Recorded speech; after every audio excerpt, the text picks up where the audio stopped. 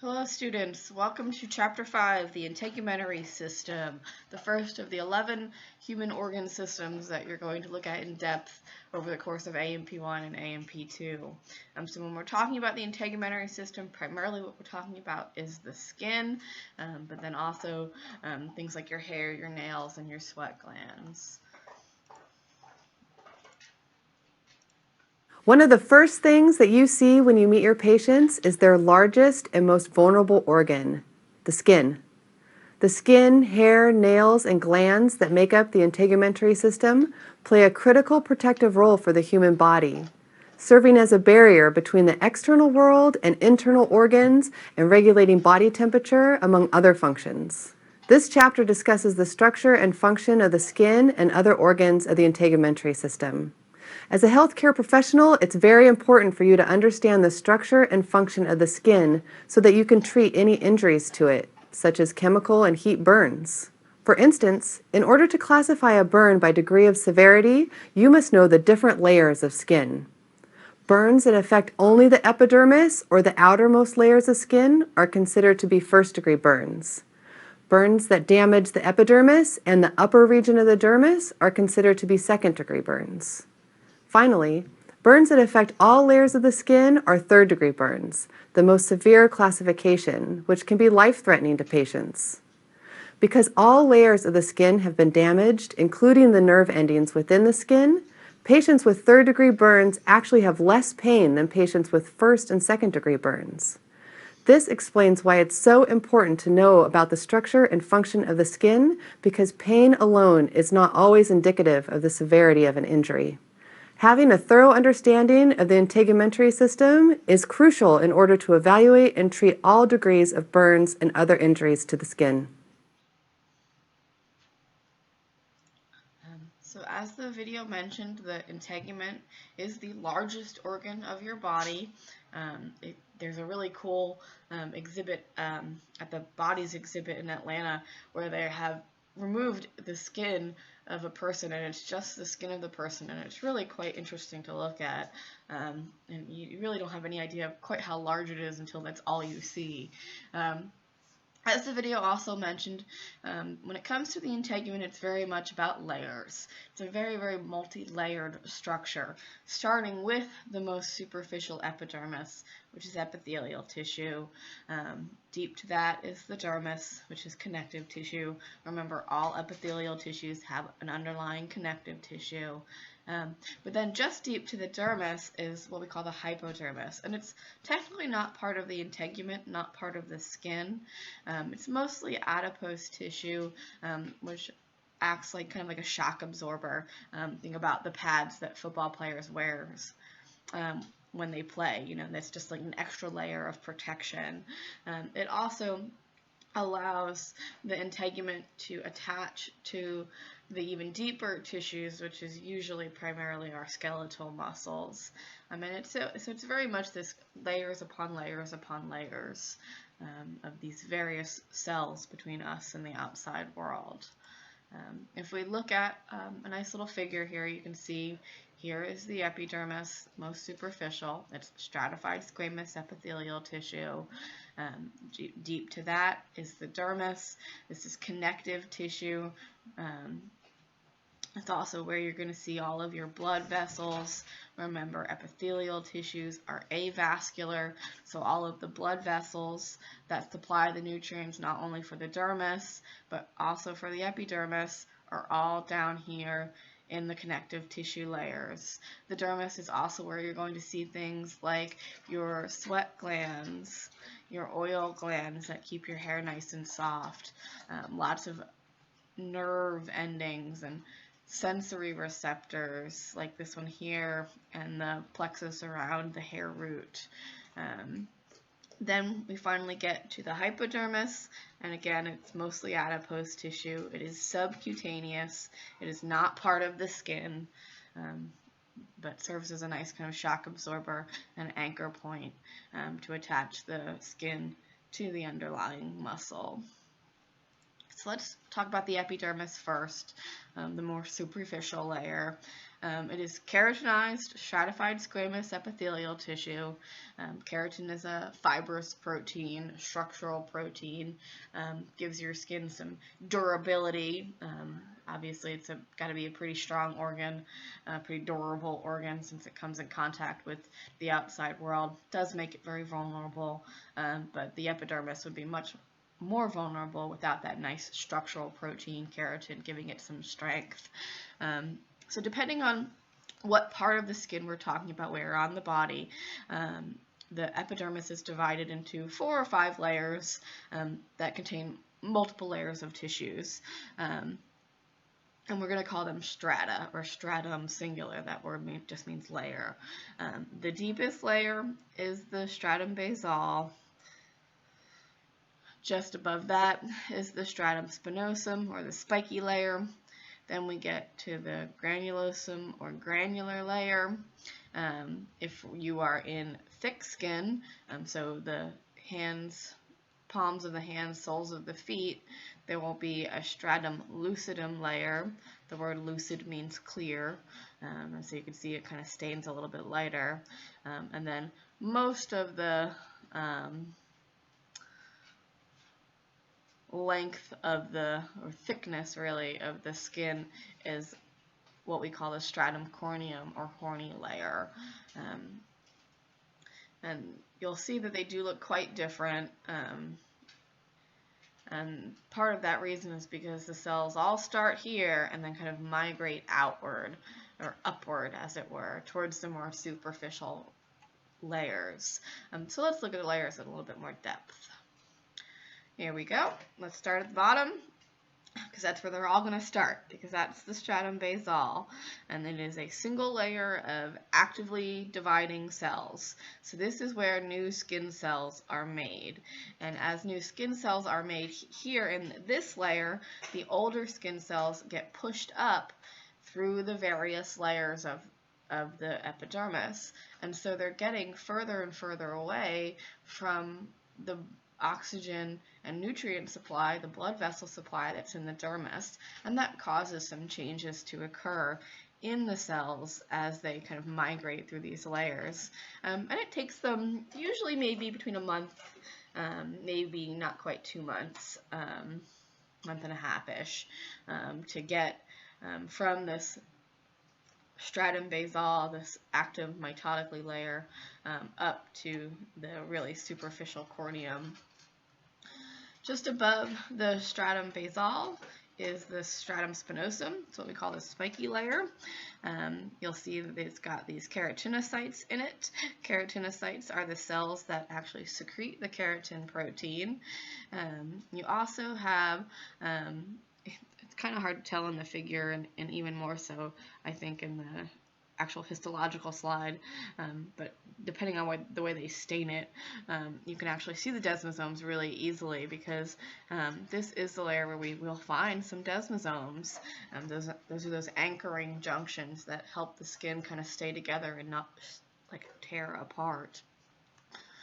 Just superficial to the spinosum is the stratum granulosum, or granular layer, so called because you'll see that the cells are kind of flattening out and they're becoming full of what we call these lamellar granules that basically release lipid into the skin.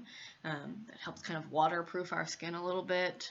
The cells, organelles, are deteriorating at this point. That's kind of what's allowing these cells to get flatter and flatter. And the spinosum is typically about 5 layers. And then you can see most of the thickness of the skin is in the stratum corneum. And we call this the horny layer because it's really not even a live tissue at this point. They're so far away from the oxygen and nutrients that most of these cells are pretty much dead. They've got no organelles. They're basically just sacs filled with keratin, maybe some glycolipid in the extracellular space, And so all of that keratin and the glycolipids help waterproof our skin, keep us hydrated, and really serve as a really nice protective layer between the outside world and our kind of underlying tissue.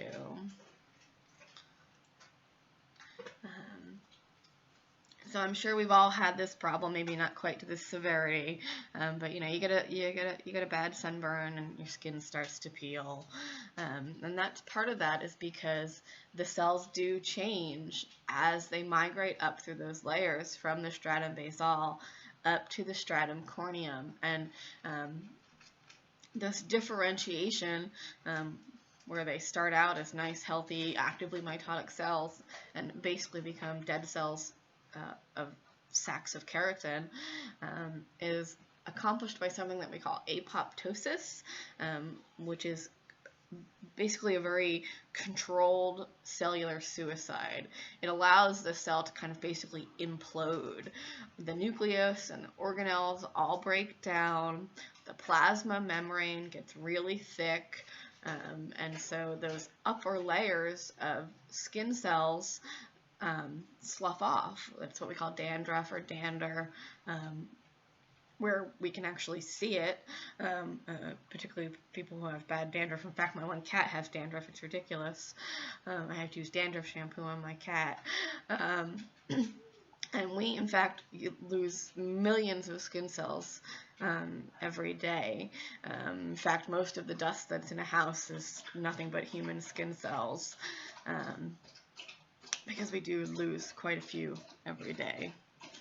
Millions upon millions, actually. So, but we're constantly making more in that stratum basal layer.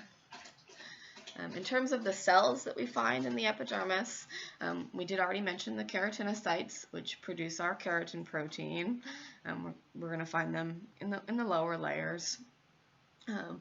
We also find cells called melanocytes, and they're the ones that actually produce the pigment melanin, which is responsible primarily for our skin color.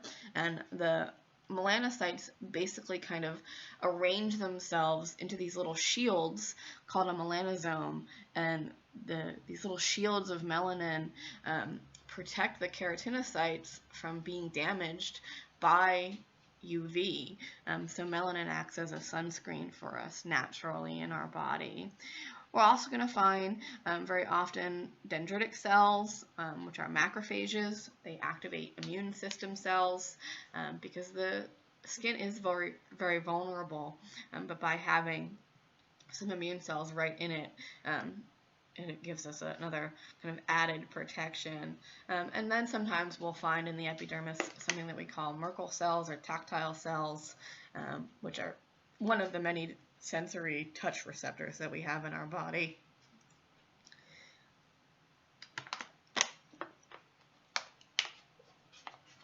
If we look at the dermis, so here's our epidermis. Now we're going to focus on the dermis, the underlying connective tissue. It is connective tissue. It's very, very strong. Lots of collagen, lots of elastic fibers. So of course we're going to have some fibroblasts that secrete the collagen and the elastic fibers. Sometimes we'll find macrophages, mast cells, which play a role in inflammation. Other immune cells called white blood cells, all kind of mixed in here. And you can see that there are two layers of the dermis, the papillary layer and then the reticular layer. They are different types of tissue, so they do look a little bit different. The dermis is also where all of the nerves, all of the blood vessels are, all of the lymph vessels, the hair follicles, the oil glands, the sweat glands. It's all primarily down here in the dermis. So let's look at the papillary layer first, the upper layer of the dermis. It is areolar connective tissue. So again, lots of collagen, lots of elastic fibers, lots of blood vessels. Areolar connective tissue is one of our loose connective tissues, which is a really useful feature for the papillary layer because it allows phagocytic cells to kind of move very easily through the areolar connective tissue, so they can kind of patrol for potentially pathogenic things. If we go back for just an instant, you'll see that the papillary layer kind of projects up into the epidermis, these little finger-like projections, and we call them papillae.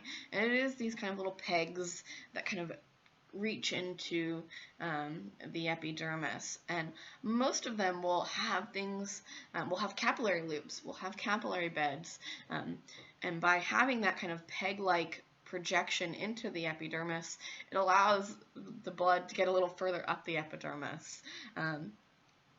Some of these papillae will also have free nerve endings, which are pain receptors, or something called tactile corpuscles, Meissner's corpuscles, which are another type of touch receptor.